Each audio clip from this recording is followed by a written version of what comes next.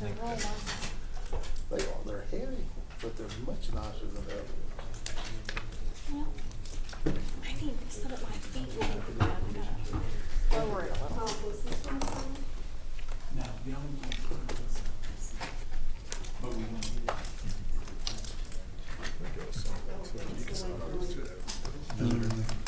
Okay. Some kind of holder.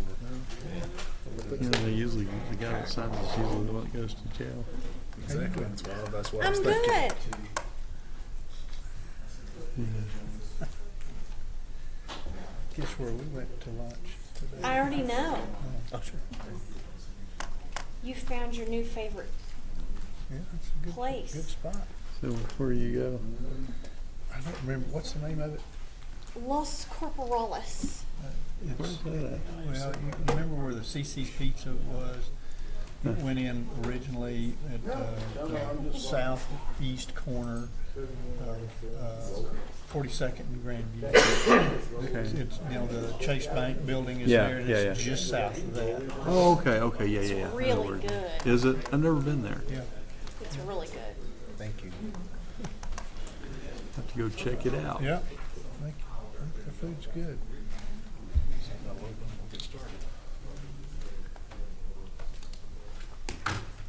Don't swap me with Chris Crow. I don't want to have that reputation. Better you should have a reputation.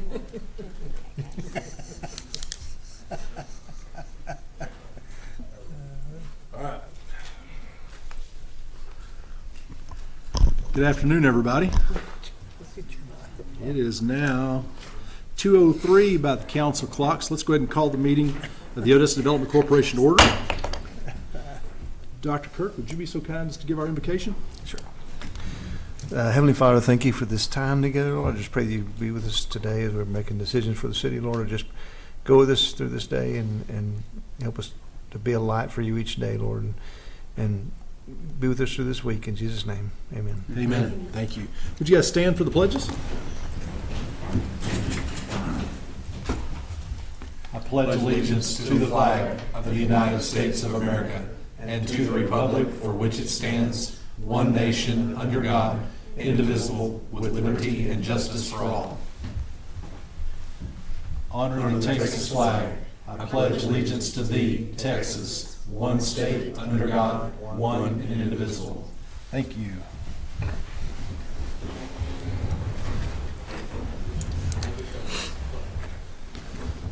All right. Has everyone had a chance to review the minutes of the May 16th, 2024 meeting? And are there any suggested changes? I don't think I have any. Okay, I'll entertain a motion to accept then. Motion move. Have a motion from Dr. Kirk. Second. Second from Mr. Russell. All in favor, please say aye. Aye. Any opposed, same sign. Hearing none, motion carries. Contractors' reports. First and foremost, Mr. Mansky, come on up.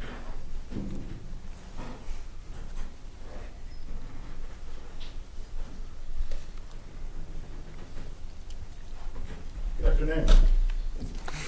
You will find our report right after the minutes. I'm not going to spend much time on all the projects. A lot of them have been on there for a while. You can see them. Some of them have some updates on them. Project Oasis is new. That is another ancillary project to 1.5. And as you can see, it's a pretty significant one. It's a $200 million capital investment, 25 to 30 new FTEs. I will highlight the fact that the project manager on this that we're working with, they've never worked with a project where the average annual salary payout was for that many employees was $150,000 plus. So obviously they're good jobs, and we'd love to have them here. We've had one site visit and 2 Zoom meetings on that one, but things are moving forward. As you can see, the most recent consultant meeting was the 28th. I think they're going to be back in town probably in about the next 2 weeks. I'm trying to put together some meetings with them and a couple of our taxing entities. So it's progressing good.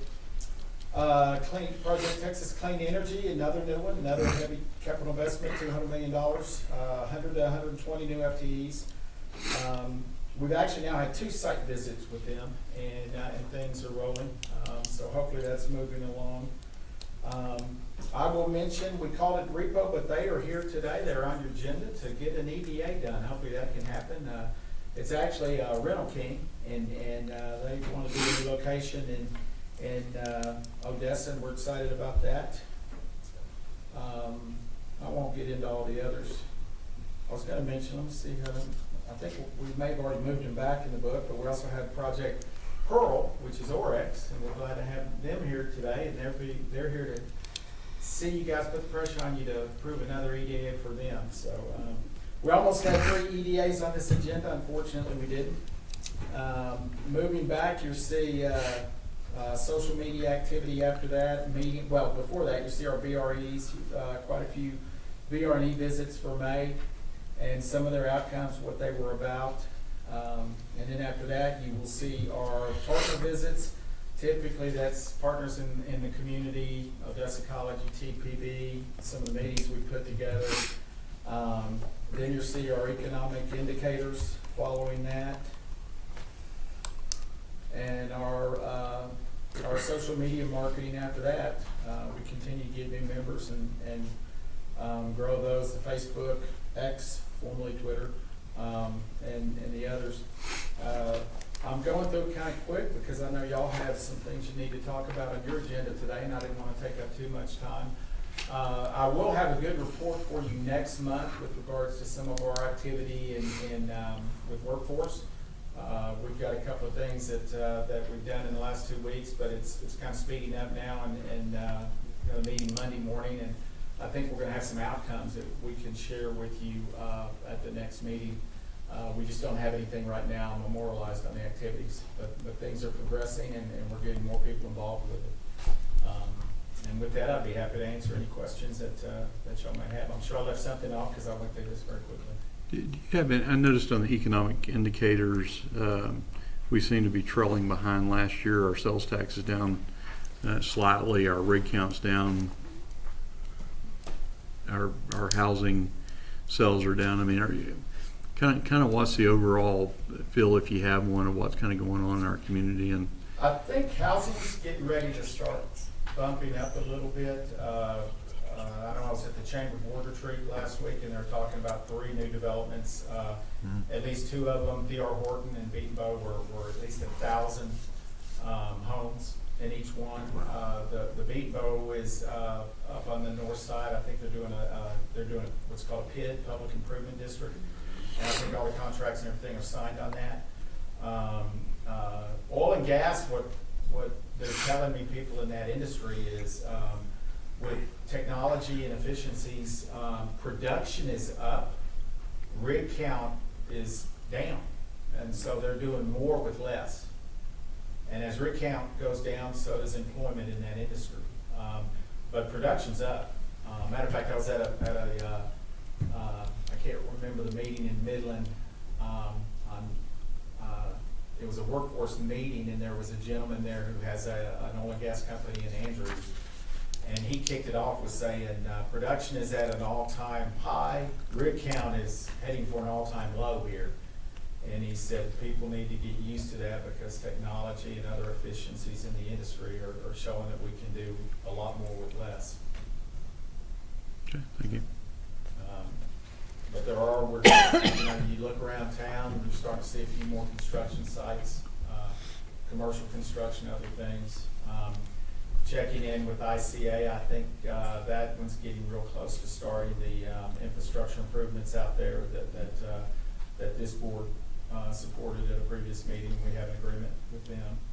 How about the one out on Parks Bell Ranch that we did for them? I haven't talked to Mr. Bell in a while, but I need his name came up in a lunch meeting I was in today, and I'm going to reach out and get an update from him, and I can share that with y'all via email once I talk to him about it. Any other questions?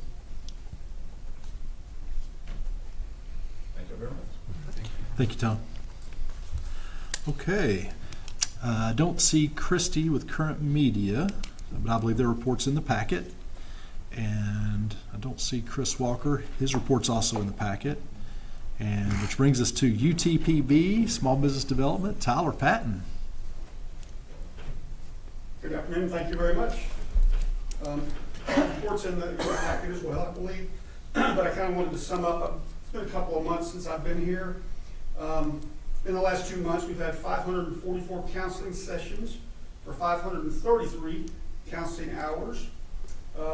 We had 6 seminars in the last 2 months with 129 attendees. So we're right at that 21 people per workshop ratio that we're looking for. So that worked out. Some of those trainings were QuickBooks training, which is always popular, on how to start your own business. We began the Frost Summer Series. It's a group of 6 workshops that we're doing with Frost Bank, and that's got off to a good start. We did a workshop titled How to Do Business with UTBB, basically talking with potential vendors about some of the projects that are going on campus and trying to get local people to bid on those. And basically, it was a being hub registered type workshop. Also, we had our first partnership with U.S. Commercial Services here locally and did a exporting workshop. And that was very good. We got really good virtual attendance on that. The in-person attendance wasn't quite there, but we had a lot of people from around the area that were attended that. 7 new businesses over the last couple of months. Right at $1 million in capitalization. Bluntly, capitalization is still going slow, primarily due to interest rates. That's kind of where we are at this point. But it is trickling in, so we're getting a little every month, just not the big numbers like we saw, for example, last year and the year before. But I think it'll turn around and work out fine. 36 new FTEs. We'll set that there for a moment. Among the new companies, we had a staffing agency, a meat processing company, a nurse practitioner clinic. We've had quite a few of those recently, and they're doing quite well, able to get those funded very, very well. A clothing boutique, a dumpster rental and waste management company, a tax service, a barber academy, and a food truck. So a little bit of everything there over the last couple of months. Any questions? This week we are hosting the Northwest Texas Small Business Development Center conference. We got about 33 people, I believe, in town. So we're not at the office this week. We're over at the hotel, the Holiday Inn on 42nd Street, and having that conference this week. So we got some people in town for that. Certainly entertain any questions. Any questions? Excellent. Thank you, Tyler. All right. That brings us to Motran. Mr. Beecham.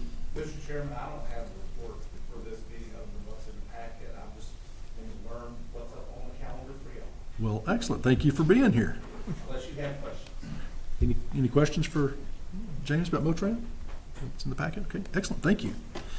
And City Financials, Ms. Banda. Good afternoon, everyone. I'll be up there a couple times. But now we'll just do the financials together, and I do have March and April. Yay. So we're officially all caught up on these. Thank you. You're welcome. Excellent.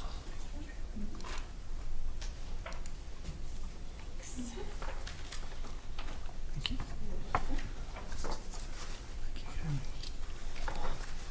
Thank you, ma'am. Appreciate you. Thank you, Katie. Alrighty.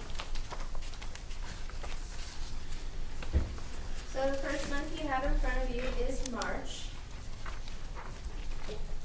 So the total assets for the month of March, $87,207,088. The fund balance, short-term and long-term commitments are updated, so those are reflective of current commitments. Totaling, of course, $26,848,174. Leaving an unreserved fund balance of $53,358,723. the second page, the revenues for the month of March were $1,400,204, with a year-to-date revenue balance of $9,117,703. There were quite a few expenditures this month, mostly because of the quarterly payments that were made, the development contracts to Chamber of Commerce, Notran, as Small Business Development Center. And then we did have some marketing and the Black Chamber. From what I can tell, I did do some digging on that just to see why that was categorized there. I think that at one point in time, probably their RFP letter had some language in there that gave the current board at the time more of the indication that their services were not so much contracted service, but more of a promotional service in nature. And so it was put down into the promotional and just stayed there. And so if, when we receive this current letter and you guys determine that you don't want it in there anymore, then we can certainly move it back out. Okay, so total expenditures year to date for March were $1,577,131. So the fund balance there, down below, $87,206,897.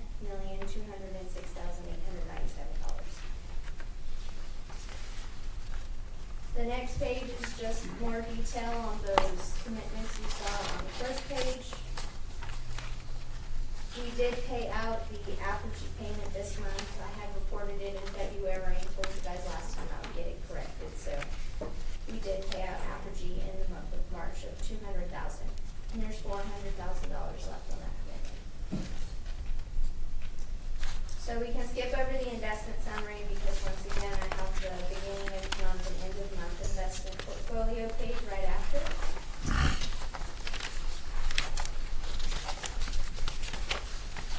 So we started the month with $63,338,010 in the government pools, and we ended with $69,476,223. So healthy jump there. On the money market, $9,703,964 to start and to finish.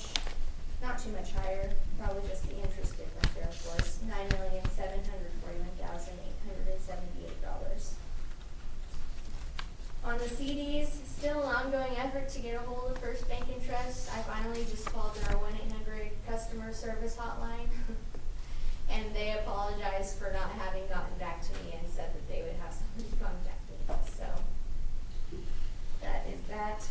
It more than likely is just sitting in a savings account. I doubt that they would renew the CD without us giving consent, because of course there's penalties to withdrawing that money from the CDs. And I hope that they didn't do that to us, but we shall find out. Okay, so ending balance for the month in those CDs was $4,173,000. Okay, so down to muni securities, we started the month $3 million, ended $3 million, of course, same, so no change. Y'all have any questions on March? On the April balance sheet, Kaylee, I'm trying to add some numbers up here in the fund balance section. You have a 63.6, a 2 million, and 328,000, but somehow we got to 4.5 million on that. I don't think that's correct, or the math doesn't. Same on the long term as well. You're saying April, right? Yeah, I'm looking at the April 2024. I think that's pulling incorrectly. That is definitely not up to 4 million. It's the same as last month. It should be 2.4, but then on the long term, I came up with 24,715,000 instead of the 31,508,000. Okay, I'll take a look at where that's pulling from. That doesn't usually change on the formula, so that would see I why. also noticed that we zeroed out Glazers, Select Energy, and UTV. Are those done now, or have we No. made final payments? No, those are not what's going on with this. That's probably where some of the difference is too. I apologize for that. month to month, there's not much change. I'll get y'all an updated version of this balance sheet. If you go back to the reserved commitments, So it looks like unreserved, we have about, if I kind of do two things, I just want to kind of verify this number roughly.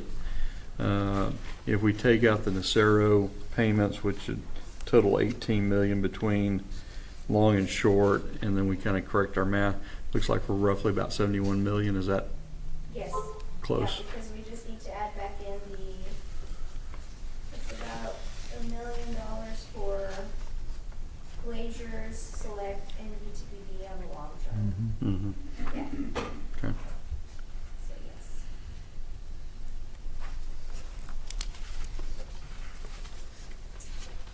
So that unreserved gets even healthier if you do decide Projects to that we still have here. take action on them. DOT projects. It should actually be less than that too. Yeah, another question, Kelly, is on those DOT projects, it shows 7 million. I know I signed 3 or 4 of their grant requests probably in the last 2 months. So have we sent out any checks for those projects? I haven't seen any come through. Okay. Do you know? That was just what TxDOT had sent me to sign on. I guess it was our commitment. James, you might can know what that was.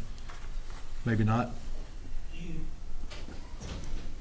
You haven't, so, but that's not necessarily any problem there.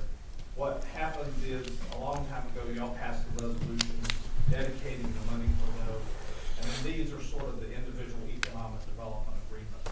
But once TxDOT gets those back, then they've got to go back and approve that through the commission and some of that. So normally, they'll request that funding from the city at some point, but again, it normally comes a little bit later. Take a while. Okay. Okay. That answers that question. Thank you. So again, I apologize for the zeros there. I'll get that updated on later Select and UTP. If we continue through April, not a whole lot of expenditures in this month. Biggest one was a facade grant that was paid out. I don't remember who it was to. Maybe a mobile wireless company. Anyway, so 150,000 in that category. Revenues for the month, $1,535,925. On the sales tax receivable, we've carried that balance forward again for a few months, and it's the same amount, $2,329,784. When does that quit becoming receivable? So we've already done that transfer, we just have to let the financials catch up to when we did it. Okay. Yes, it's no longer receivable, it's been transferred. Okay, so maybe next month we'll see it as gone? Okay, and be moved down here? I'll verify with my controller on when he did that. Okay, thank you.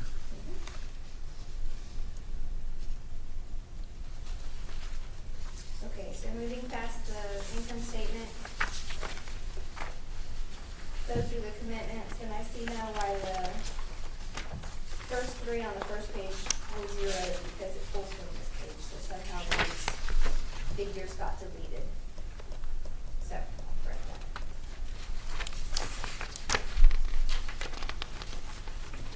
Okay, so skip to that last page, investment portfolio.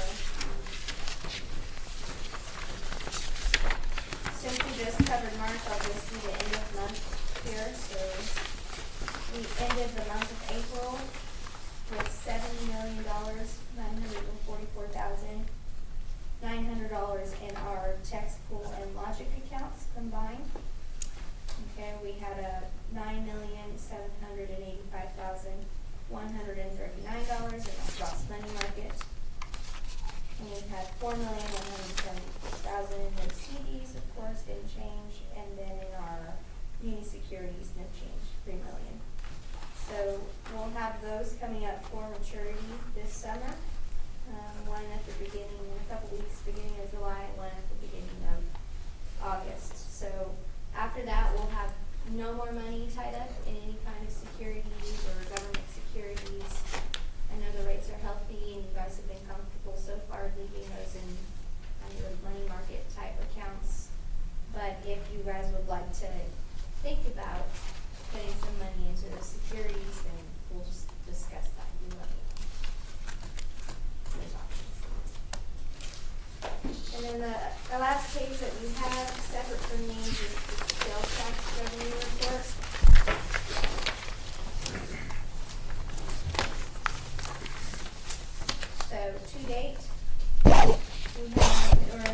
June rather, we collected $1,198,870. So fiscal year to date, $10,737,164, which is slightly above what we got year to date last year. Not too much above, of course. So yeah, that's a positive thing there. Any questions on the sales tax? Any questions on the financials? Okay. We could just note that we'll need to make corrections to them, if you don't mind. Would you like me to resend them out again? If you don't, that or bring them back next month corrected would be great. Okay. I'll do that. How's that? Okay, that sounds great. Excellent. Anything else for Ms. Manda? One else? One class? Okay, thank you, Kaylee.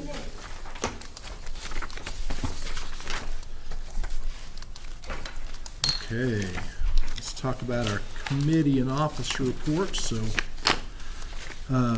partnership didn't meet this month. Do we have any, Tom, where's Tom at, or somebody? Any update on the partnership? I know we were gonna kind of go out and survey. Not that, but I'll get you one. Okay. Okay, tax incentive? No update. All right. Advertising? Advertising, I'll give you a quick update. You should have all received from Christy the target industry survey that Golden Shovel did. It's a hefty read. So I've asked Christy for next month and I've asked Chris if we can spend a little bit of time discussing the findings of that report. Some of that information is already going into our advertising mix.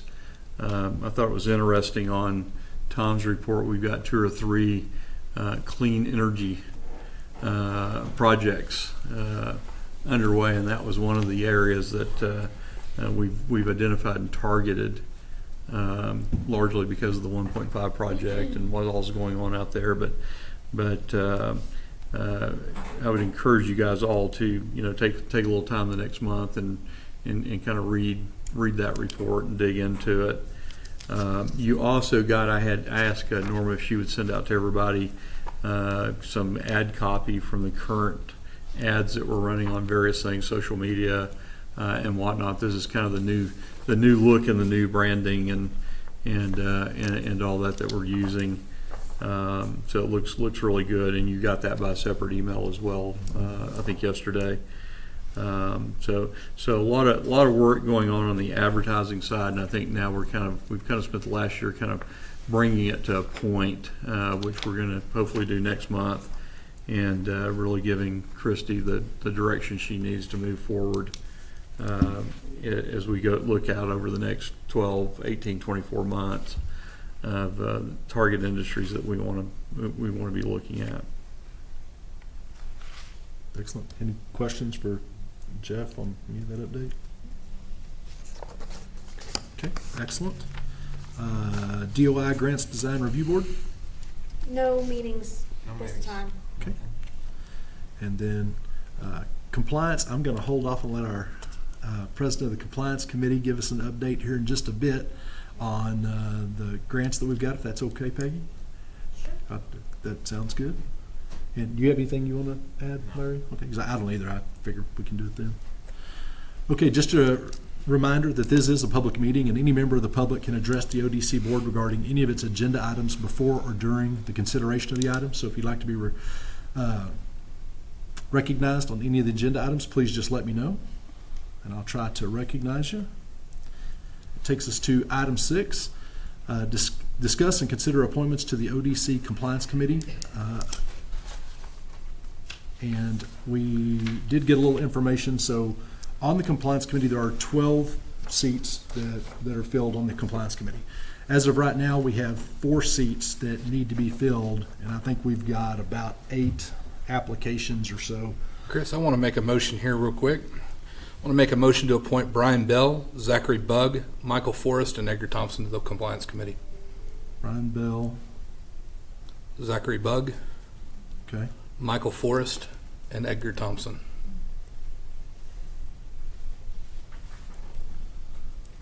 Okay, so for right now, I do have a motion to appoint Brian Bell, Zachary Bugg, Michael Forrest, and Edgar Thompson. All I'll do is I'm going to ask for a second, and then we'll open it up for discussion.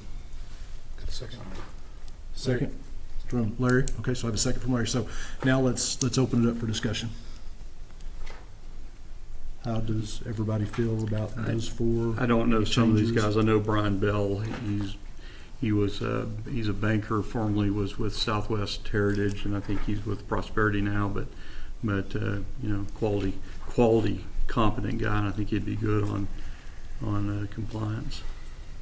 I'll speak on Edgar Thompson. I went to school with the guy. He's a small business owner, really moving up within his business and doing really well.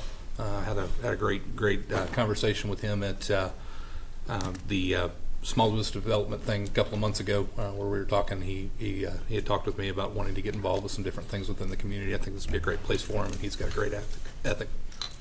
Excellent. Anybody want to speak to Zachary Bugg or Michael Forrest? Michael Forrest, I've watched him progress over the years since they've come to Odessa, and they've expanded and done great things in Odessa, and they're all, the family members, all good people. And so I see a lot of positives with having him on the compliance committee. Forrest Tire's has grown really over the years with Odessa for sure. Zachary Bugg's the owner of the arena football team here in town. Also owns a diesel service as well. Really done quite a bit within the community as well. I think he'd be a great appointment on there as well, small business owner. Okay.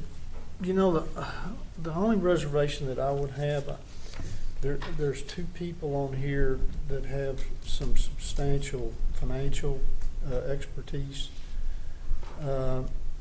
Thomas Blackstone, and he served on the compliance committee. One of the reasons that I bring Thomas up is because he's got the potential to be the chairman. And then the other one with Angie King with Blue Crest Financial. She's a financial advisor. So, and I know, you know, the financial analysis piece of the compliance committee is really important. You know, taking these four at a time makes it a little bit challenging to, because I'm very supportive of Michael Forrest. I know him well. The others I don't. I'm very supportive of Michael being on there. He owns he owns a lot of different businesses, and along with his brother and family. But I'm hoping we're not missing the opportunity to have people who have some substantial financial skills, because I think that's a big part of the compliance committee.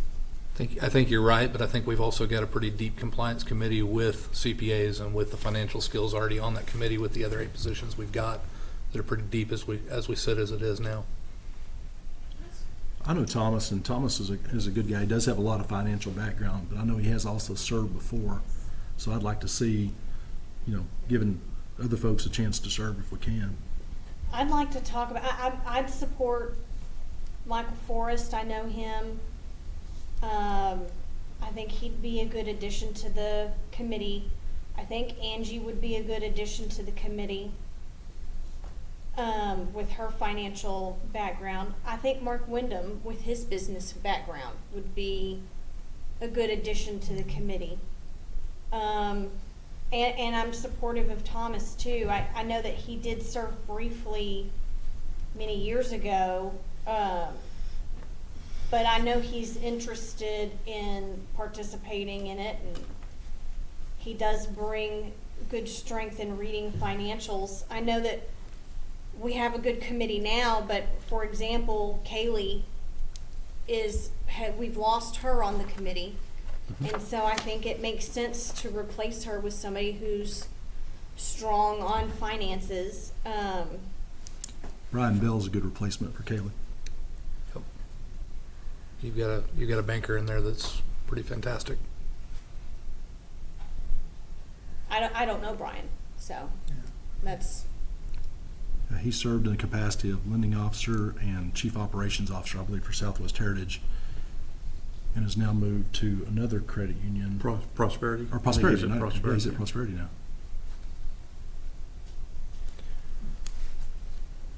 I mean, I don't know what the most efficient way to do this is. I would assume that by virtue of their applications, that we should discuss and vote on the entire pool of nominees. But I'm not sure what the process for that should be. Do we need to move for everybody that we want to consider? Well, at this point, you've got a motion that we'll have to deal with first. Motion and a second on. And so because of that, we can't consider any of the other applications? Well, I think you can, but you've still got the motion on the table now. That, I mean, you've got to take action on it eventually, but I think that you can discuss the others while you have the open discussion. If that makes any sense. Dr. Kirk, Mr. Robinson, any comments on any of this? No. I've known Thomas a long time. I don't know Brian Bell personally that I might, but I don't think I do. But I know several of these on here as well. And I guess the way we're doing this, if the four replacements that you are in favor of were not the motion, then you certainly could well be forced to vote against it, Yeah. which is, I wouldn't be voting against Michael, but I probably would be voting against the four, so. Now, we did that with the last meeting when we reappointed the other four that were already on there, and that's kind of just why I went with that as the motion deal, because we did the same thing in last month's meeting. Well, yeah, that was a It's little just a different, because they were, motion to already- they were reappoint just gonna people that reappoint. were up for And we reappointment. didn't have a field, like this, so it's apples and oranges. I'd like to be able to consider the entire field, versus just four. Okay, so then the only way that we can cure it, correct me if I'm wrong, Mr. Attorney, is we can take a vote on the motion that's there. If it votes in affirmative, moves forward, there's your four. If it votes down, then we That's can, it. then you can The make, motion somebody else can't can make be another withdrawn? motion. I mean, it could be withdrawn If it were withdrawn and we came up with a motion Yeah, that, it'd be amended, yeah. That'd be up If to he chooses to Mr. do Harry. so. I really don't want to do that just because, I would have loved to discuss the reappointments last time, and we didn't do that. We ran through that motion. So let's consider with the motion on the table, and let's let it go and go from there. I'll withdraw my second. Okay, well, now we don't have a second. The second's been withdrawn. Okay, so second withdrawn. Okay, Now so to go forward. with the- I'll second Tim's motion. Okay, now we're back to, okay. okay, so then at that point, I have a motion and a second. All in favor, please say aye. Aye. Mr. Robinson, Dr. Kirk, Tim, Harry, Mr. Russell, all opposed? Aye. I, 2, so 4-2. Motion carries. Brian Bell, Zachary Bugg, Michael Forrest, and Edgar Thompson. And then Mr. Robinson. No, he voted for. Who? Chris didn't vote. I didn't vote. You did, right? Right. Things happen quick up here. I can vote, but I don't think it's necessary in this case. Okay. So, well, I would vote in the affirmative as well if you need all. But we're gonna put you So- on the extension. That's fine too. All right, that takes us to item 7. Discuss and consider the Odessa Development Corporation annual budget calendar for fiscal year 24 to 25 and ODC request for proposals for fiscal year 24 to 25. Who would like to talk about the budget?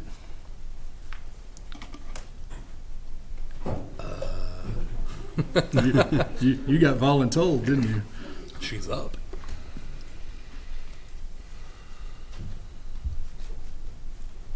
So we're talking about the budget calendar. First, I'm gonna have y'all take a look at the letter that we send out to the contractors.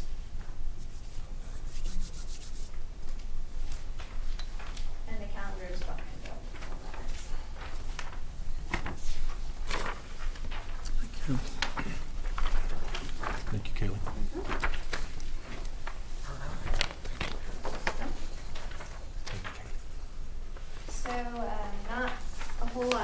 changes to the letter verbiage wise, because I wanted to leave that up to y'all. I just kind of updated the dates in there. This is just the general letter. We send a specialized one to each agency that applies. And the list we'll look at here in a second and see if we think that's still an okay list to send to. So there's no content change, they're basically just changing the dates. Yes. So if you would like to add any other information request, this would be the place to add to. I'll give you a minute to just look at it.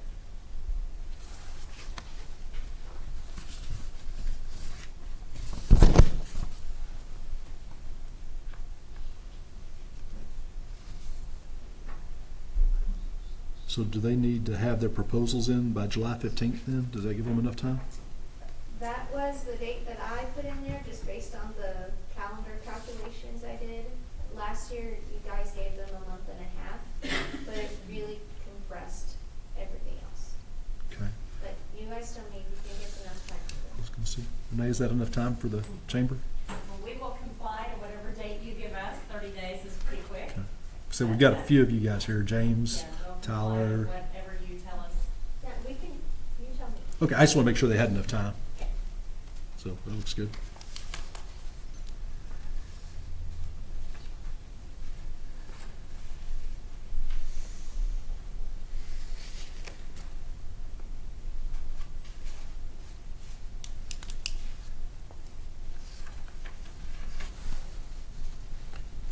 Looks pretty good to me. Do you guys have any questions or suggestions, especially on the dates for the calendar?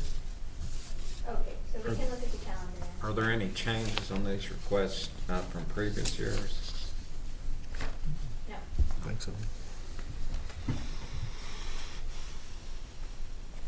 So if you're all pleased with the information that you've received in past years to make the decision, then we can make it the same. What is the UTV Business Challenge? Do I We remember that haven't one? we haven't funded that in years Forever. and years. It used to be this, it's like a Shark Tank style. No, okay, okay. Yeah. What do we need to do to take that off there? Just strike it. Take it off. Are you looking at Can you the just take it off? calendar?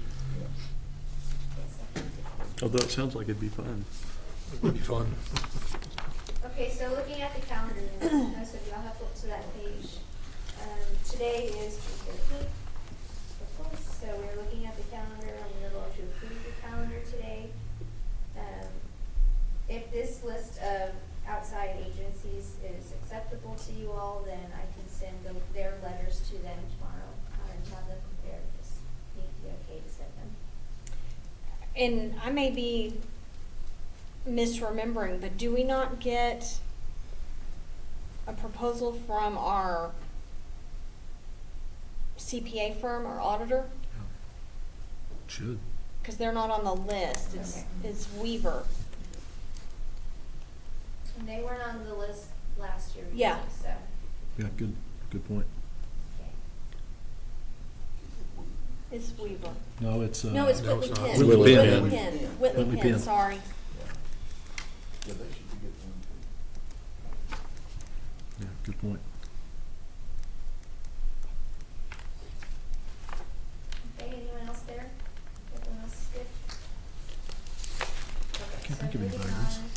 I did put. Just to, real quick, on the Whitley Penn contract, I wonder if it has anything to do with the timing of that contract, start and whatever. I can't remember off the top of my head So what we that, did. you might look at that, Kaylee, I guess, and just see if that's maybe the reason that See it's. when the Whitley Yeah. Penn contract runs. Look at it later in the year Because Yeah, we did it, that later. for the, we didn't do it at the same time as we did the other contracts. If we do that, is there any way to get that contract to start coinciding back with this, back I with the budget can't year? remember, I'd have to remember what term we applied to it. I don't think that we, I'd have to look at it. There's no point in speculating. Yeah. I don't remember either. And we might, and if we are out of sync, we might just ask them, Kaylee, if they're opposed to just Pulling getting that it in synced sync. back up. Okay. I'll look into that. Whether that's an amendment to their current or, Right. Or maybe add some months to the next contract or something like that possibly too. Just need to look at it, yeah. Okay. Excellent. Let me know what I find. Okay, so moving on. July 17th, which is the Monday after, after those responses are due. We will forward those to you all for review. I didn't know if you were going to want to include your outside counsel in some of those contract reviews. As far, I mean, it depends on, I guess, there's any change in the contract terminology. Normally, the only changes are numbers. Okay, then I'll strike that from the calendar. Do you agree, Dan? Yeah. I mean, now if there's changes to terminology and wording and any of the stuff like that, I would say Yeah, yes. scope of work, something like that, yeah. But if it's just, negotiation numbers, stuff like that, I think we can do that internally. Okay, we'll move that.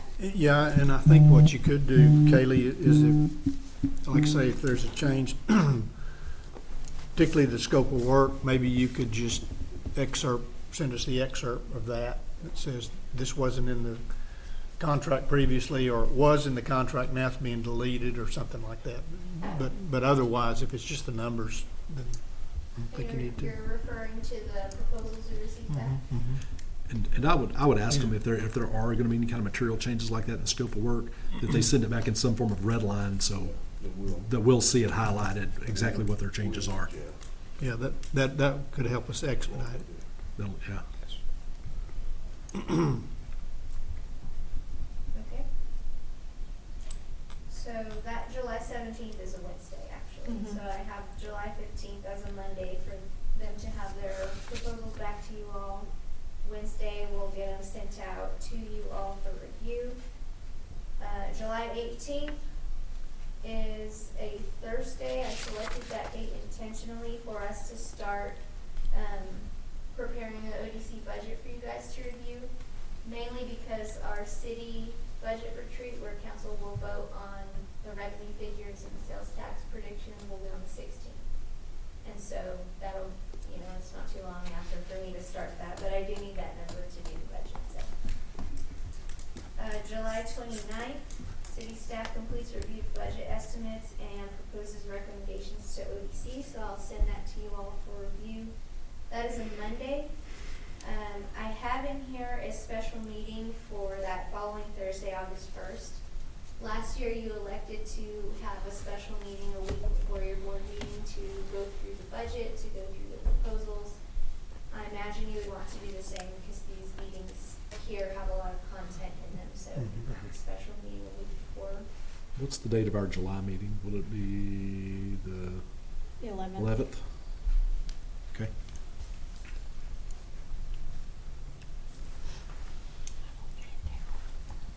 And the August 13th and August 27th dates are kind of frozen. We cannot move those because those are the council meetings, so we'll have to take your, whatever you went on to work session first on the 13th of August, and Okay. then the second meeting in August will be when council votes. Okay. And so after that meeting, I have in here that legal will send contracts to contractors to sign and return. I think it might be, I don't know, we can work that out. Yeah, we'll work that. Okay, No big deal. We'll get Tentative, yeah. yes. And to be returned no later than 9/16/2024, at which point, Mr. Crowe, you would sign all of the contracts and then give them to the city manager for execution. So does anyone have any issues with the special meeting date? Everyone will be in town. Should be. Okay. Everybody good with our proposed itinerary? Proposed with some changes? Yes, ma'am. Okay, so not too many changes really, but I will get this resent out to you so you have the calendar, and you do have to vote on this. And the only question mark is the Whitley Penn issue, right? Which, Yeah, and removing the It- business challenge. yeah. And I guess just in order to make sure that we don't have a hiccup and we have to meet again or something in order to delay this process, we can you can do a motion and say you're gonna, is that what you're saying? Yeah, I just want to make sure that we don't, we can be a little bit nimble here. If we find out that whatever the answer is to Whitley Penn, that we can adjust and go on and make sure that we're not holding you up. Yeah, we can do that. Okay? This has always been kind of fluid. so, Yeah, you yeah. know, this is just I think a tentative motion, Yeah. proposed, Yeah. hopeful Yeah. agenda that could, you know, hopefully it doesn't change, but normally it does. I think it has to say approved Yeah. calendar and something. Tentative. Got to be in the minutes. Okay, I'd entertain a motion to approve the tentative budget schedule. So moved. Have a motion from Mr. Boutan. Second. Have a second from Dr. Kurt. All in favor, please say aye. Aye. Any opposed? Hearing none, motion carries. Thank you, Kayla.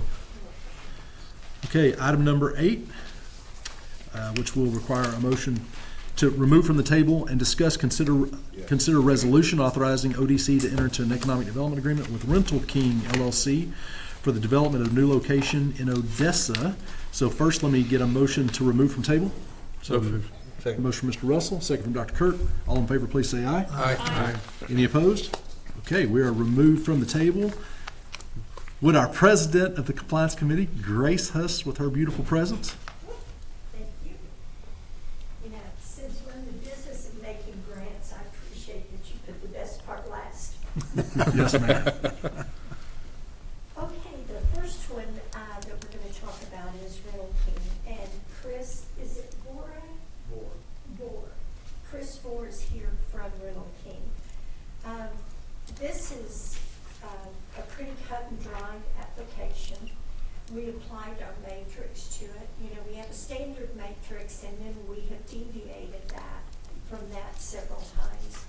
And in fact, the end of this month, we're going to have a meeting to really examine our matrix and what exceptions are available and if it's even applicable anymore. But on this matrix, Mr. Gore, Rental King, it's a heavy equipment rental business, and they want to expand into Odessa. They plan to purchase land in South Odessa and construct a facility for $2.1 million. Then additionally, they will add $2 million in equipment.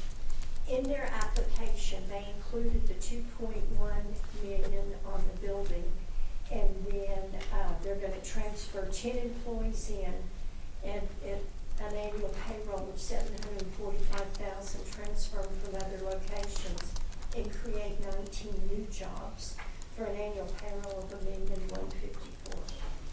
So this all complied with what we normally would ask. We got their information, it was thorough.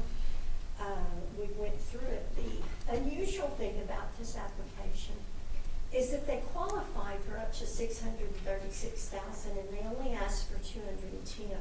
That doesn't happen very often. And I talked to Mr. Moore a little bit earlier because we anticipated that, and he concurred that they probably would come back after they've got the building. This considers the building, but not any equipment. So there's some room there for them to come back with an application based on $2 million worth of equipment, if they so chose to do that. But the existing request is for $210,000, and ODC compliance recommended that you would approve this. Excellent. Any questions? Questions, discussion? So, I'm sorry, Peggy, hit me one more time with the numbers. There's some employees coming in. Yeah, they're transferring, they're transferring in 10 employees. And then they're going to create 19 new jobs. 19 new That'd be ones. Thank you. 29 total, correct? Pardon? That'd be Right. 29 total then, correct? Okay. And then the new employees is $1,154,000 in payroll. 1,154,000. Yes, sir. Or is that the total for everybody? 1,154,000, is that 1,154,000 the payroll for the 19 new? The $745,000 are the payroll for the existing. 10 transferring in, and the 19 new jobs would be $1,154,000. Okay. So the total would be those two added together. Yeah. Okay, excellent. Thank you. Yep. They, in the next 5 years, they estimate to spend another $6 million in Odessa than if they stayed in Midland. So they're coming from Midland to Odessa. And so the 210,000 grant will be paid out evenly over 5 years at $42,000 a year? Okay. So are those It's a transfer, down those, payment for the SBA loan, so they're gonna need it up front, but our matrix is we pay it out after Arrears. they've built the building, unless we made an exception to that. so these 10 transfers, are these coming in from Midland to Odessa? Correct. Okay. I move that we approve the proposed EDA grant to Rental King. I have a motion. Second. I have 2 seconds. Dr. Kirk and Mr. Boutan. Any further discussion? Okay, hearing none. All in favor, please say aye. Aye. Any opposed, same sign. Hearing none, motion carries. Welcome to Odessa. Welcome to Odessa. Thrilled to have you, Mr. Vore. Right. That's going to bring us to item 9, which will also need a motion to remove from table, and that is to discuss and consider a resolution authorizing the Odessa Development Corporation to enter into an economic development agreement with Orex Plastics Company to expand their Odessa facility. And I'll entertain a motion to remove from table. So moved. A motion from Mr. Russell, Second. second from Mr. Harry. All in favor, please say aye. Aye. Any opposed? All right, we have removed from table. One abstention. Oh, I have one, thank you, one abstention. Okay. Well, this is a really exciting project because it's one of our most successful businesses. We actually, Mr. Fowler gave us the compliance and anybody that wanted to from ODC a tour so we could understand what he was asking for and see what he has done out there. It's very, very impressive. This is also the third time since ODC has been in existence that we have had a request from Mr. Fowler on one of his businesses. The other two, he's fully complied. There were never any issues. Currently, he has about $12.5 million investment in his buildings and his equipment. This request is to build a new line, and we know what that is because we saw it. He took us and showed us what each line does, and this is to build a new one. And it will increase it's going to cost $2.5 million, and it will increase his sales. He feels about $2.7 million a year. And he has the demand for the capacity and already is in this business. This isn't a new line, a new area of business. It's not a new line, it's just an additional one like they already have. So if you take the matrix, and this is when we really begin to realize that there really are legitimate exceptions, and we want to be able to be fluid or nimble in that, or you all to be, because not everything fits in one mold. But he would qualify on a total grant of $2.2 million and under our matrix. We felt like that based on his experience, he's asking for 2.5, his past history. If we're kind of a bank, he has good credit with us. And so we are recommending that you would go ahead and fund the $2.5 million. We also have reconsidered, since this is a line that is constructed here, it's done here, you don't have to wait for people to come in from somewhere else, and it could be put into production fairly quickly. We are asking that we would consider on this particular one, instead of taking the $2.5 million over 5 years, that we would take half of that and pay after year 1 of the completion of the line. And then we would pay $312,500 a year for the next 5 years. This line would be up when would it be finished? More or less. 7 months. So the compliance, when it's finished, and then when he would get that, the first, after year 1. So that's what we have recommended based on having seen the project, knowing what it looks like, having a history knowing that there's multiple lines, seeing the backlog that he has, we would recommend that we fund $2.5 million and pay it at 1.250 after year one. The first year after the line's completed, and $312,500 for each year thereafter. Any questions? So after the first year, That's half. yeah, so after the first year, what does he have to do to demonstrate that he's qualified for The that? line. Just Complete complete the- the line. There's At a $2.5 million cost. be documentation or that we'd. It's just like anybody else, only Yeah. instead of just funding it over 5 years, we're just at Got it. part of it, because it will be completed. What, can you step us through the breakdown between new jobs, existing jobs, and capital investment, and what that looked like on the matrix? Yes, the job retention, he's purchasing $2.5 million actually, Bill. He'll retain 134 employees at an annual payroll of $7 million. And this will create 16 new jobs for an annual payroll of 803. So it's not a whole lot of new jobs, but the retention out there of 134 employees and the amount of sales that they're doing is a huge boon, we felt like, to this economy. And it's not oil and gas. I mean, it's a diverse product. It's plastics. You know, I was extremely impressed with the facility, with the operation, with the management. And Mr. Fowler, you've done a fantastic job. There's no question, and your companies are a true asset to Odessa. I have a couple of hang-ups on it. One is advancing the $1.25 million after year one for no other reason than I think it's a dangerous precedent that we set. And I know we take these, each case at a time, but I feel like every case that's probably going to come forward after this will be saying, hey, can you advance half that up front as soon as we finish construction? Well, and certainly that's a good point. That's one of the reasons we're going to relook at the matrix and see what kind of qualifications would allow for that. Quite frankly, the reason we felt that is because he has such a good history with ODC and has always been compliant and has a very viable business with a lot of employees. Not being able to do that, I don't think would mean that Mr. Feller can do this project.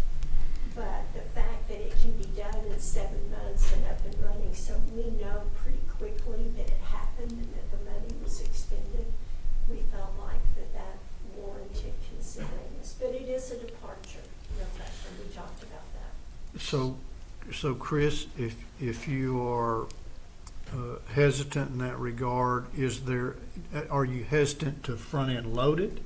Would you rather it be divided equally over 5 years, or is it the magnitude of the front-end loading? Maybe the magnitude. It's a good question. That's just my thought as sitting here. I was thinking, are we setting a precedent? It was the only reason I wanted to bring it up. And if you guys aren't concerned with that, then we're not concerned with it. I just wanted to bring it up as a.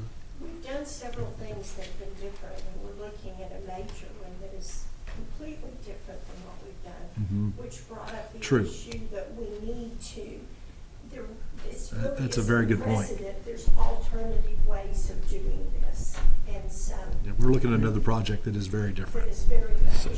So, I mean, there's a couple things here that give me a little pause.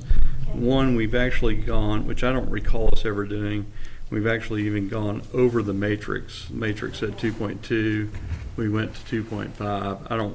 We may have done that. I don't remember when that would have been, but the other thing, when we look at the 16 new, the 134 old, the $2.5 million equipment, within the matrix, what are the dollar amounts that are attributed out of that 2.5? How much is attributed to each bucket? The retention is $1,953,000.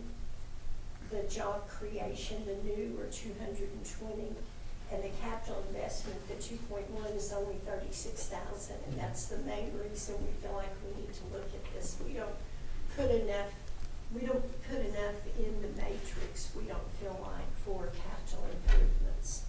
It's just based on the property tax. And so that was really one of the things that first brought this out, is this even the right thing? I mean, and you had mentioned before, Yeah. you know, Yeah, job retention is great, but it's not new jobs. Right. And are Yeah, we and that's my, weighing that properly? yeah, and that's kind of my concern here. I mean, we've got the bulk of the grant based upon 134 old jobs. I'm assuming, and one of the things that, you know, I've kind of, I guess, pushed for, thought about, or talked about, you know, is weighing. I think there are times for retained jobs. I go back to Taylor Southern Services where they said, look, we're either going to do it here or we're going to move a bunch of people to Oklahoma City and we're going to do it there. And so we really were retaining jobs at that point by helping them stay here and not move there. I don't think that's probably the case here because I don't know what, you know, there doesn't seem to be a second location in play. And when we got, you know, the bulk of the grant going to those old jobs, and it's just sitting here looking at this versus the one we just did for Rental King, you know, kind of a comparable capital investment, comparable, or at really a little more, 29 new jobs in Odessa anyway, 19 new ones, 10 in. You know, we were looking at a $250,000 grant there versus a $2.5 million grant here. Which could have been $700,000. It really could Yeah. have been more than that. I mean, Right. you know, depending on the percentages, but it was just that they asked for less. I mean, I can tell you, looking at apples to apples, he would have qualified for $636,000. But even if you take that number and you look at 2.5 million, I mean, that's still a big, you know, that's a 4x order of magnitude.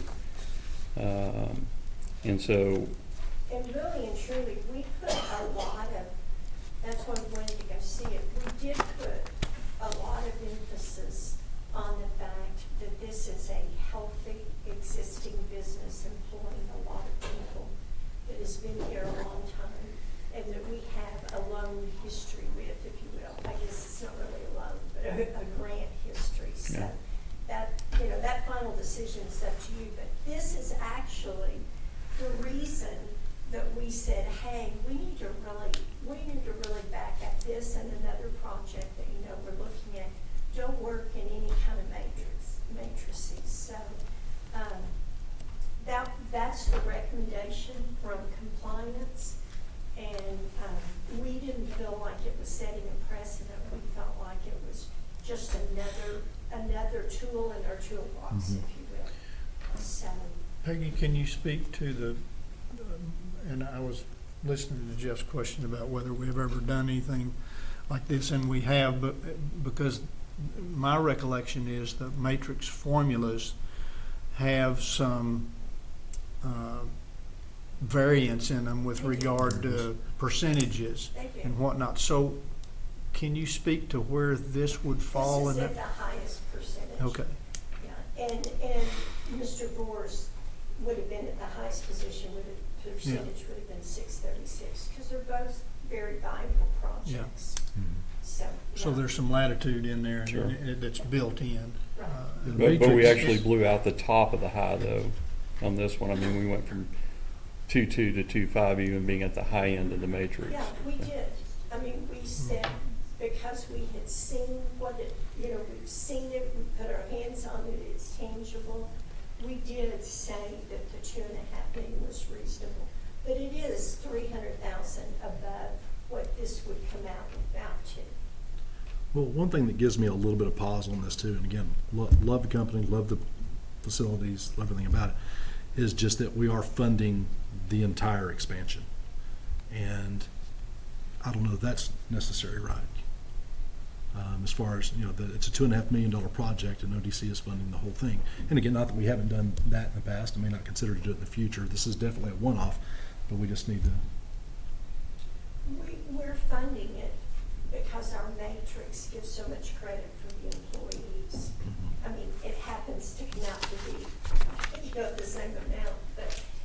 it's not, it's just because the way the formula It's works. coincidental. Right. I mean, I don't want to diminish, I don't want to diminish anything that Mr. Fowler and his company has done. Again, very impressive, love the tour, love seeing how the sausage is made, and I have a newfound appreciation for deli meat and vacuum packed briskets and things like that I had. But I do just really, there's just, at the $2.5 million, I think the project is certainly worthy of a substantial grant. Is the $2.5 million the right number? I kind of feel like we're on the high side there. When I look back on the spectrum of all the grants that I've been a part of, quite honestly, the number that I had kind of penciled in as I kind of wrestled with the information that I had, is about $1.25 million, is about half of what's being proposed. I can't tell you exactly how I got there, but that seemed like a good number to me, and that would pay for about half the project. I understand Chris's point of front loading the project too, but I think this is a little bit different. He's a known quantity, successful here, and so I would have less problem with front loading things. But I feel like we're reaching a little bit at the $2.5 million. Let me ask you this just as a question. What if we front loaded the 1.25 and they're, just as long as they met the requirements at the end of year one, there are no other. Do the 1.25 and then done. Yeah. That's not a bad idea. I mean, I'm looking for other comment. I'm just talking out loud. I don't think I would have a problem with that.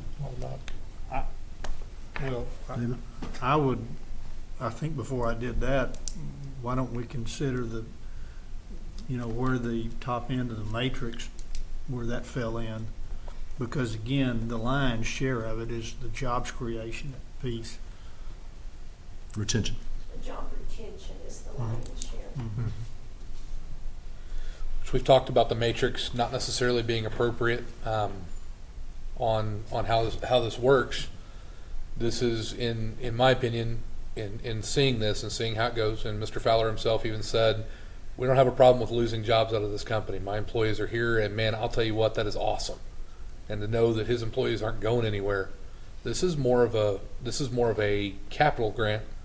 We're using job retention, and that's fine. We're talking about deviating from the matrix. That could be really considered capital, because this really is capital. I mean, we're using jobs to fund it, yes, but The only problem is our matrix, the way it is right now, that 2.1 million investment comes out to be a very, very small number. maybe we turn around and use this for what we do to advise for what's going forward with the matrix as we redesign it. That's what we talked about in compliance. That's the reason for the next meeting. That's one of the reasons that we said, this just doesn't fit into anything, neither does the other project we're talking about, it Correct. just doesn't fit. And it's been around for a while, and is it still viable? And the question was no. So this is definitely a one-off. It's not gonna fit into the, it's putting a round peg into a square hole, and, that's. I guess the point I was trying to make is we're fitting a round peg in a square hole, just like what you're saying. Why don't we just forget that we're putting it into a square hole and talk about it like it is what it is, because this is capital. And I mean, it may not fit necessarily within the matrix, but if we're playing around with it, we might as well talk about while we're playing around with it. Do you have a suggestion then?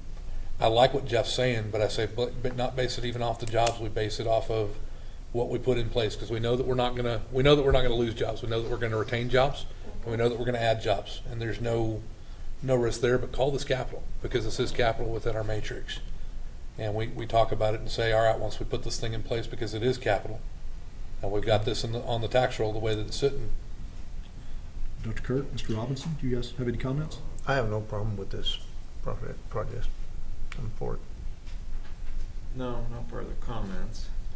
I mean, are you guys good with the 2.5 million is the way the compliance committee did it? Would you like to see it changed? I thought it was a little bit heavy on job retention myself, and in view of the history that comes with it, that offsets some of it, but I don't know if it's to the full degree, that the difference between 125 or 250, and because 220 was the qualification number and we're at 250 already. I think I'd entertain in doing a little bit less overall. Do you have stay a- with the same matrix for the sake that this is the way it's written, but I would make a motion, we'd do it at 2.1 million. Okay, I have a motion at 2.1, Second. and I have a second. Any further discussion? Are we wanting to, with that motion, are we wanting to front load? Yeah, that was gonna be my next question, yeah, as far as the payout. With the, And how would you want to structure that? just the same ratio. I would do it the same Do ratio. half up front and then the rest to be paid out over 4 years? Upfront and the balance over 4 years. On 2.1. Okay, so I have a motion and a second to a $2.1 million grant to be funded 50% at the end of year one if it meets compliance, and the rest paid out over the following 4 in 4 equal installments. Is that clear? Mhm. Okay, so I have motion and second. All in favor, please say aye. Aye. Any opposed, same sign. Hearing none, motion carries. Thank you, Mr. Fowler. Thank you. Thank you, Peggy. All right. Item 10. Discuss and consider an infrastructure grant for the replacement and/or repair of critical water infrastructure. And I asked that this item be placed on the agenda. The mayor, who's here now, came in at the end of our last meeting and really highlighted the need that we have with failing water, sewer infrastructure, control valves, and those type of things. And especially, we talked about a couple of projects. One would be the main line down 42nd, as it does connect to basically every other line in Odessa, feeds water to our industrial districts, to a lot of our businesses, our manufacturing facilities that we have, the whole 9 yards. And so I wanted to open up a discussion, and we did reach out to our attorney, Jeff Moore, who said that, you know, we can fund infrastructure projects that are, of course, deemed necessary for our 4A type companies, manufacturing, industrial, warehousing, transportation.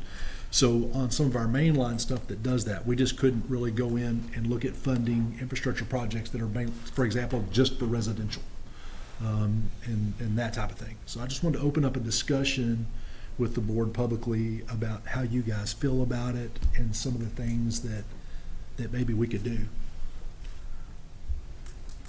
I think that we already have an example of partnering with a governmental entity to assist with infrastructure for the benefit of the area in what we did with TxDOT. I think that the way that worked, and David, you'll remember maybe better than I, but we allocated the funds and they brought us a list of projects that we were able to We made specifically. we made a commitment of $15 million, just like MDC did. And then we got a list of projects that we could, if we funded a portion of it, that would accelerate those projects, that's what's happened. I think our original maybe was $9 million, maybe we added another couple of million, and then we agreed to $11 million out of the 15 and whatnot, and there's so much per project, which I think has made a lot it's been successful for sure. It's accelerated those projects, is what we're looking for. I think if we do something like that, I think what we've got to be really careful with is that we don't compromise our mission, or the taxpayers formed the Odessa Development Corporation for economic development purposes. I think we got to be careful that, maybe what we get is a list of replacement projects from the city, and we commit to some total amount, and then we understand that those projects affect industrial, manufacturing, and heavy commercial areas. Agreed. And that we don't compromise the definition of that, and we don't try to fit those projects in and call them industrial, manufacturing, commercial. I think that's a dangerous road to go down. And, you know, again, I think being a part of the solution makes some sense. Being all of the solution doesn't make sense at all. Agreed. Yeah. You know, some other things we've got to be aware of too is, you know, we can't give money directly to the city, to the municipality. So if we did something, it would have to be probably us paying contractors that are completing the work, that type of thing. And that was, you know, some of the things I wanted to discuss is just exactly what you brought up. David. So I guess I hadn't heard any of this. I mean, We give the city money now in exchange for services. Right, but this came from Jeff Moore. He just said, you know, we can't directly fund the municipality. So it would need to, So, we you know, need to get the invoices. we have an agreement, you know, we pay Right. them It'd for a be kind of a service for reimbursement, us. yeah. The city is a vendor for us. So we are so fortunate to have our wonderful city manager, John Beckmeyer, that I can tell is just dying to explain some of this. Mr. Beckmeyer. Dying to. I spoke with Jeff Moore too. Okay, good. And the replacement of like the line down 42nd Street at this point is pretty much out. You can't do a whole lot there. Okay. There's no new business that it's going to support as a type A would have to. Hopeful, but when you really looked at it, it's apples and oranges compared to what we did over on 191, which is to support new business, to put it like that. That doesn't mean it's out forever. As you spoke with Brooks, with Representative Landgraf, and I've started speaking with Ben, his chief, I guess. I would be willing, and I would hope somebody from ODC would be willing to go down and see if we can do a local and consent that opens up for some municipality that lies between another municipality of around 150. You know how they bracket these things to make that more flexible, but we've done it with other things, with hot funds and with other things. Other municipalities and areas have done it with EDC money, to be specific. Is there an opportunity with the Texas Water Board or any of that to where we could do something similar to what we've done with TxDOT, which is, you know, if we put a little money up front, it accelerates projects and maybe moves us to the top of a list for some grant funding or some loan funding or something like that? It's possible. I haven't really gone down that road yet, but it is possible that you could. Again, the mayor was correct. Councilman Thompson was correct. You all can issue bonds all day long, but they still have to be used for what a type A corporation can do. So my thought on the bonds was, this just, you know, putting on my financial consultant, you know, finance and investment degree hat, saying, you know, why would we pay interest on something if we've got money in the bank? You know, I agree. Why go borrow money to buy a car if you've got the cash in the bank to pay for it? Just speaking Same to type the of thing. accuracy of the statements, not to the validity. Yes, sir. So, You know, I'm not speaking for the board by any stretch, please. Yeah. You know, I would love to see us be able to help, but yes, we've got to play inside the ropes and in the guidelines. If we can find a way to do that, I just want to open up a discussion. and maybe Is this something we want to do if we can? Are there not any projects that touch industrial areas that if ODC were able to assist with, would free up city funds that could be then reallocated to some of these more residential areas? Good question. not in a significant manner, but that's also something during this budget time that we're going through. It's a possibility. We've done it with other things where we've had committed funds for a purpose, but we also had funds that we had allocated for that purpose. Use the committed funds that can't be used somewhere else, and use those allocated funds, just put them back to general funds so they can be allocated. So that's something that we're looking at. Is it possible? I'm not sure. And another thing that we're looking at is what are some backup plans to bring $12 million to the table to do bring what? this? Like $12 million is one figure I looked at today. That's not the only figure. That's a figure for a fairly small part. So I'm afraid that you'll, without a change in the guidelines, hey, I'd love it if you'd just write me a check for $12 million. It'd make my last few days of budgeting much more enjoyable. However, I think you'd be running afoul of your rules. We don't want to do that. No. Yeah. So help me understand, John. So when we look at the 42nd Street line as a critical piece, Yeah. that runs from the water treatment plant, how far east down 42nd Street? I wouldn't have a clue. Uh, A long ways.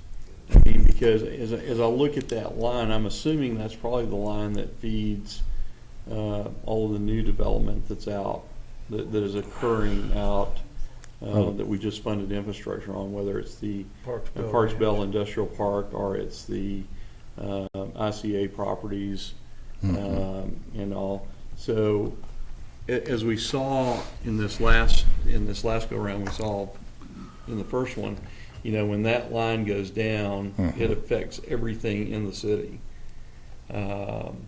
So I'm not sure, you know, and I think you guys know me, I want to color well within the lines, not close to the lines, but well within.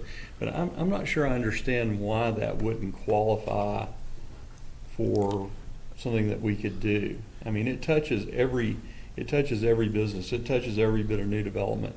If that line goes down, doesn't matter where it goes down, you know, the water out to Parksville Industrial or any of that other stuff is going to go down too. And I would need somebody. Conversation with Jeff. I would need somebody that could draw the map, but I'm not sure that's 100% true. When it went down, eventually we had shut down water towers, so you actually probably did have water for a day or two, or for several hours anyhow. I think maybe having a better understanding of where those lines are at and what they affect. I think you're reaching. I don't mean you personally. I think we could be seen as reaching to say, okay, this old line that's 74 years old, it's not, hey, I'm looking for money every day to fix this, so don't take it wrong. But If we can't, we can't. I would I'm with Jeff, because we want to be well within the Well, it lines. I don't probably want has to somebody do say with that. all of the other things, all of the other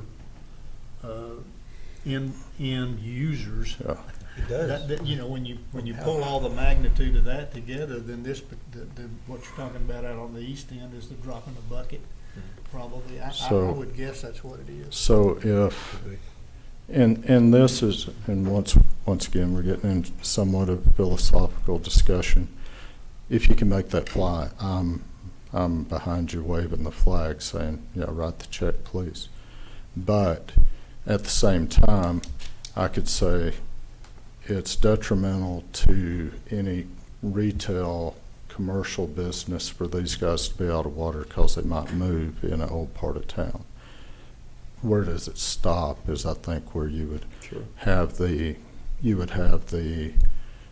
anyone that was opposed to it is going to ask the question, okay, where does it stop? They're going to come up with some hypothetical that leads to another hypothetical, and I don't like dealing in hypotheticals. I agree, it hurts everybody. Yeah. And from where I sit, I'm happy to go to Austin to do whatever. I think these are critical needs. I think, you know, at the end of the day, the $71 million unallocated that we have sitting in that account is, at the end of the day, is taxpayer money. Yep. And if we can put that to work to benefit the taxpayers, Yes. Then I'm all for looking at the avenues that we can legally do that. Right. And One of our conversations has also been with Brooks Landgraf to introduce legislation in the next session that says, you know, can we free up economic development for a money for cities that are in our situation, because we can't be the only city facing Right. this same thing. Well, I think- So if the state would loosen up those 4A tax guidelines and make it easier, I think it would be I fantastic. get what you're saying, but I think that's a slippery slope. I think we've got to be really careful in that regard, because when this economic development sales tax was passed, it wasn't passed to do repairs to old water lines and sewer lines. And I think we'd be doing a disservice in that regard. You know, Melanie's idea with regard to, is there new construction, That we can you know, fund. that's planned, that needs to be done very quickly, that's infrastructure into industrial manufacturing, heavy commercial areas that might be done, and we could consider that, which would, Sure. again, maybe free up some of those funds.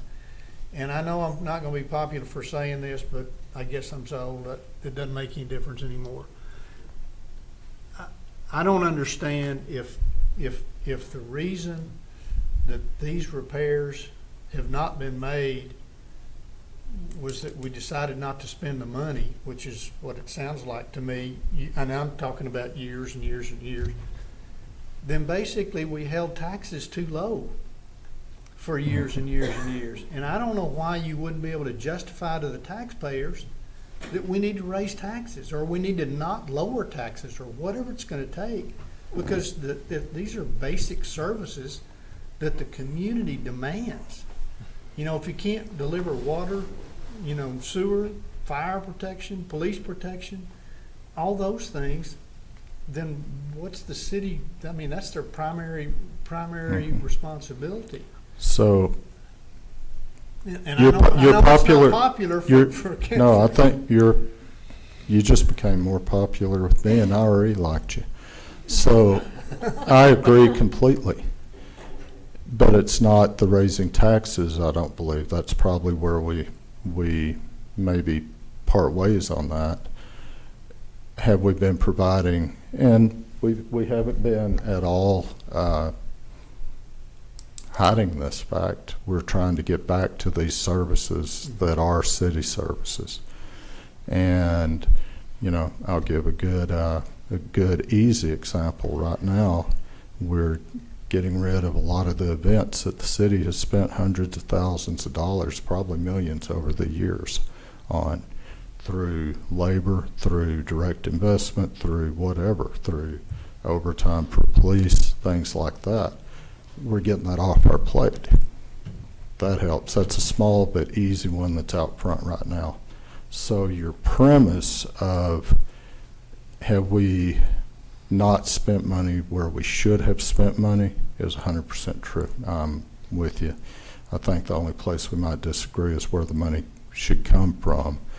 It's not cutting of critical services that are city responsibilities, but cutting of things that I wouldn't even consider services, but activities that maybe are not city Well, responsibilities. I guess, John, and I don't want to belabor the point, but Yeah. I guess if you can't make a case Yep.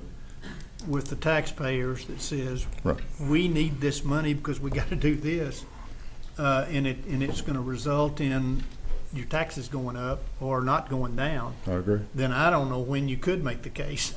So I guess that's the So- point I'm trying to get to. But anyway, that's not there- ODC's responsibility to raise or lower taxes for sure. But it could come into your decision making, so it's worth addressing at this time. Well, I think the one part I'd like to address, I mean, we have obviously been taking in more money out of the sales tax than we've had projects to fund. Our fund balance keeps growing. And if we can legally free up some of that money to help in some other areas that are vital to our area, and you know, Yep. I'm willing to look at all and everything. And if council would go as far as to say, we think this is dead on, then I'm probably not looking back. I mean, say, hey, Chris, sign your name on a check. Or you don't do that, I do that. Give me the authorization to sign it on a check. We're going to get some things fixed.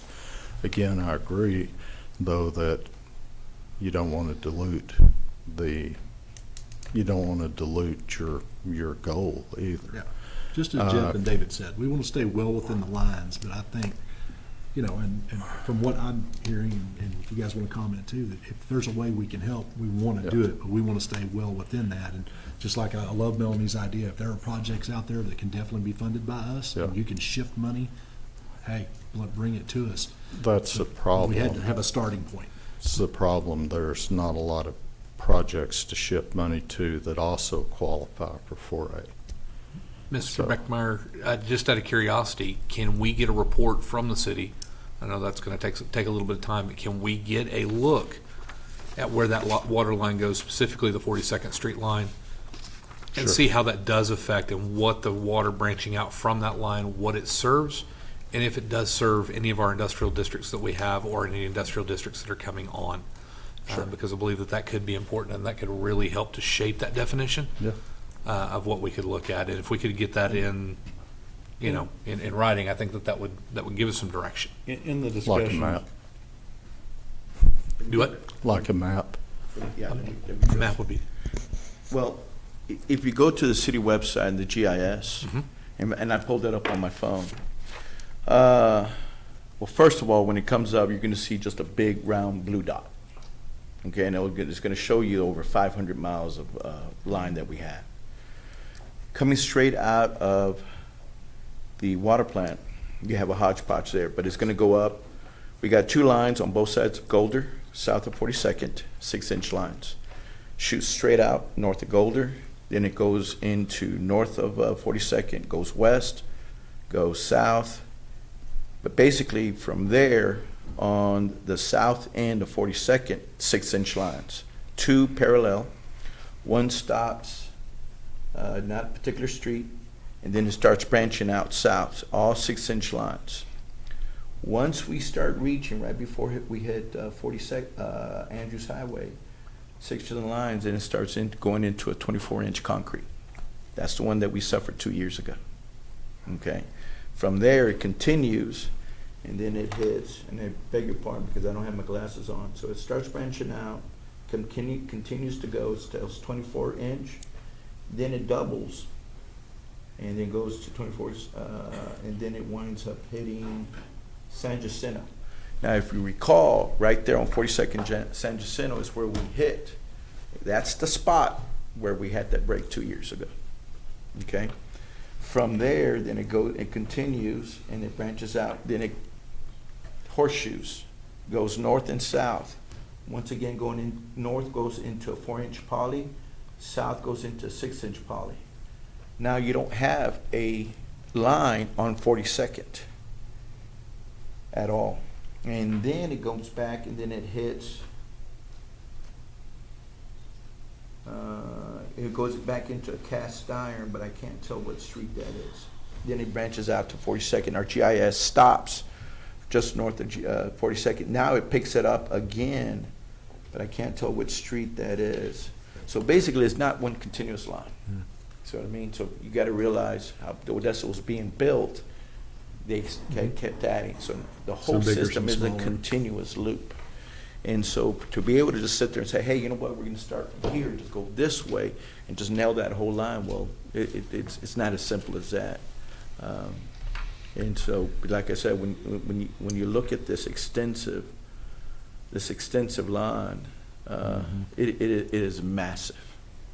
And I mean, Mr. Beckmeyer, and maybe Mayor too, I'm assuming that when I've seen other bracketed local interest bills happen, those are typically not all that difficult to get through the legislature if you have your local representation carrying those bills. And I'm sure Mr. Landgraf and Mr. Sparks would probably do that.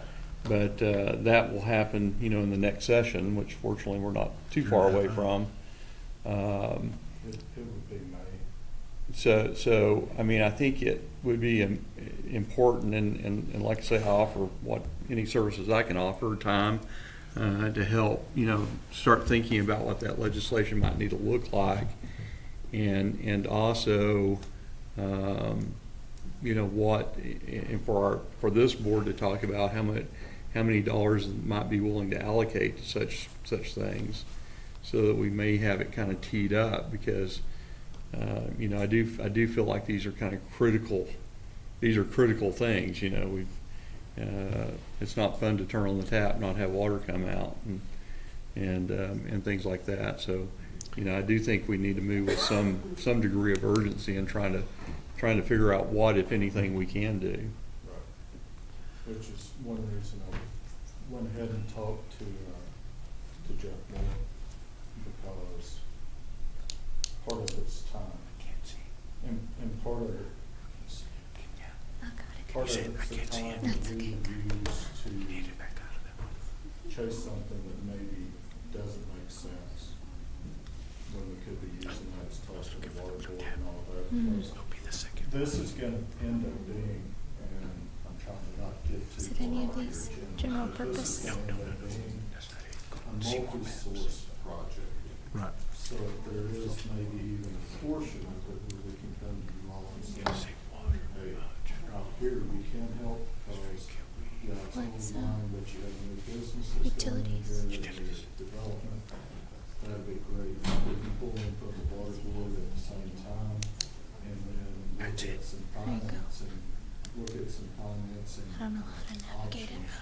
I don't know if y'all saw any of Tuesday night's meeting. One of the things that the people that, the companies that we're doing RFQs with bring to the table is they have financing options. So it doesn't end up being issuance of debt, but it also gets the money there to make the project work, so. Because, you know, when we had the call with the Texas Water Development Board guys the other day, I mean, and this may be the wrong impression. The impression I got was very complicated, time-consuming process, and at the end of the day, what you generally ended up with was maybe a little break on the interest rate. But I would guess that with the current credit rating of the city of Odessa, that is going to be a very minor break in financing. And so, you know, I didn't leave that phone call feeling very, very hopeful that they were going to be any real help. But at the same time, though, a little bit of help still drops in the bucket. Absolutely. Mm-hmm. Well, for the sake of time and energy, I would just say that as you continue to do your research, and again, you've talked to our attorney as well and have an idea of what we can and can't do. If you see something that fits, you know, I'm pretty safe in saying, please bring it to us and let us run the traps and see if we can help. Now, if we could put, what is that, football field or something? So that right there, We could put in a business. yeah, that's old Wilson and Young. See, if you look at it right here, this is where we had the break 2 years ago. This is the area. This is exactly the area right there. So when it hits this goes into Poly. There's not a line here until it comes back here, and then it kicks out. Now, this one gets smaller. We're dealing with the 6-inch line. But then that's when we come back up to Perman. Now, see, right there, it stops again, and it starts pushing out. And it makes its way down to the easements in the back of the alleys of the homes. So 700 miles, is that? Yeah. As it starts going through the Yeah, residential. and we're adding, so the thing is, you know, it's not one continuous, but then you go from cast iron to poly to concrete, and what's failing is the cast iron to concrete. And that's not just in water, but it's also Do we have sewer. any idea what the state and the age of the CRMWD pipeline is there? Well, it came online tonight, and it became active in the city of Odessa in '95 when I got on council. I was one of the first councils that was privy to that, so just imagine. And let me tell you. That's 50 years newer than everything else. And we visited with Marfa and Alpine. Alpine has a huge problem because they're feeding from Marfa to Alpine. And their main line that's outside of city limits is pre-World War II. Correct me if I'm wrong, CRMWD is bringing a new line Yes. into the water plant, which is part of the change orders that we had Yes. to do to change where the valve is for Yeah. that to come in. Yeah. I'm And that- very comfortable with CRMWD right now and the leadership under Cole. Yep. He's doing a real good job in trying to look ahead at things as far as, that's why we haven't got as excited about lake levels and all, because they kept it under control. Yeah. And so right now, that's the water treatment plant, and so we have new lines coming in from CRMWD, but you're not, but it's not gonna be reflective yet. We haven't updated these, so, once all that's completed, you'll start seeing the new lines. But that's one of the improvements that was made, that they are bringing that. So not only was all this is gonna be improved, but also the new lines are gonna be feeding are also being modernized. Where are we at on the water treatment plant rebuild? How much more time do we have left? Yeah, 26. 26. Yeah. Well, for sake of time, guys, thank y'all so much for giving us that. We got to move on with the agenda. But please, if you would keep us updated and what we can do to help, that'd be great.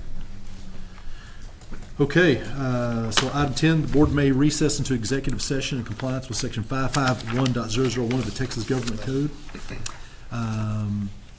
and which we're going to do, and we're actually going to do it under section 551.087, deliberation regarding economic development negotiations, specifically for project logical location and project central happenings. So if, I'm going to entertain a motion to adjourn into executive session, and if I can, I'd like the board, and Dan, could you join us as well? And of course, Mr. Mansky, that would be great. So I'll have a motion for Mr. Harry. Second. Second for Mr. Russell. All in favor, please say aye. Aye. Any opposed? Okay, we're going to be adjourned shortly. We'll be back.